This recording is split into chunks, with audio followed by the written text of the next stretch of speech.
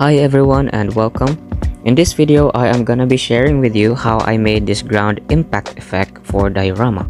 Now this is the first time I'm gonna be making this, and to be honest, I did not expect that this turned out pretty well. I have been searching in YouTube how to make this kind of effect for dioramas, and unfortunately, I couldn't even find one. I have been thinking through this a lot on how to pull this off, and thankfully, it gave me good results. So in making this one, what I used is some plaster. In this case, I am gonna be using a skim coat. You can use cement, but please don't mix it with sand. I'm gonna be explaining later why you don't need to put sand in the plaster. So right now, I am gonna be making the big chunks of cracked ground for the effect. Put plaster in a mixing bowl or any item you can use to mix it with, and slowly add water while mixing it. After the mixing process, I end up with not too thick and not too watery consistency.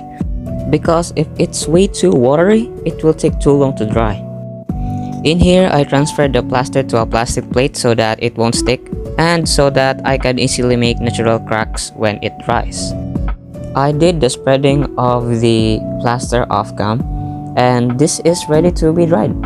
For the remaining plaster, I use a crumpled tin foil and put it there to give it a natural texture when this plaster dries. After many hours of drying, I end up with this one. Now here I am just pressing it down with my fingers, bending the plastic plate and pushing it with a hard object to have a chunks of cracks.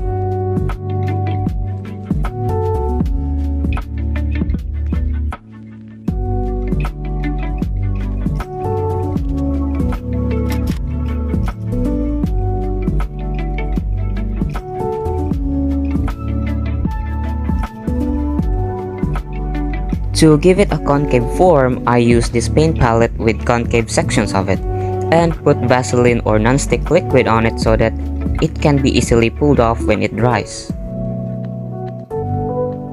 Next, I use a syringe and put a good amount of wet plaster inside it. I just use this so that I can easily put it in the paint palette without leaving any mess.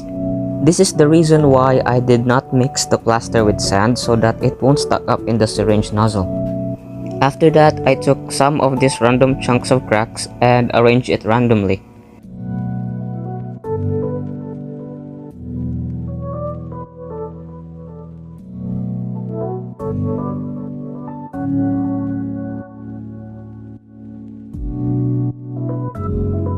Before I leave this one and set to dry, I put some plastic food wrap above it and used Barbato's foot to give a good impression as if the mecha was stomping on it.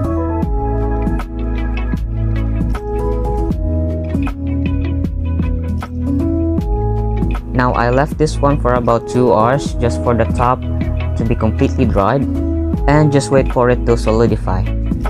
After 2 hours of drying, it is time to remove it from the mold and peel the plastic wrap above it.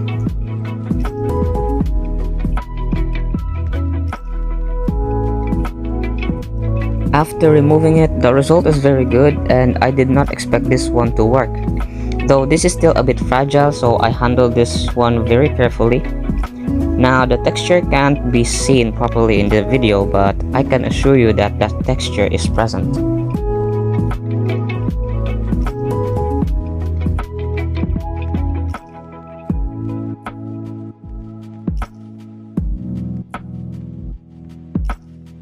Now it's really up to you what color you will apply on this one, but I prefer using the same color as your diorama that you're making. But mine, I am just using a simple Martian theme since it's the only paints that I have.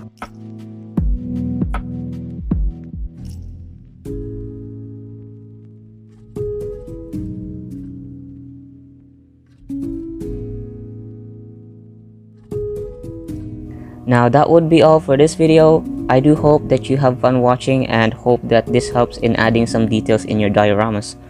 It would mean a lot to me if you would give this a like, and please feel free to comment if you have any recommendations.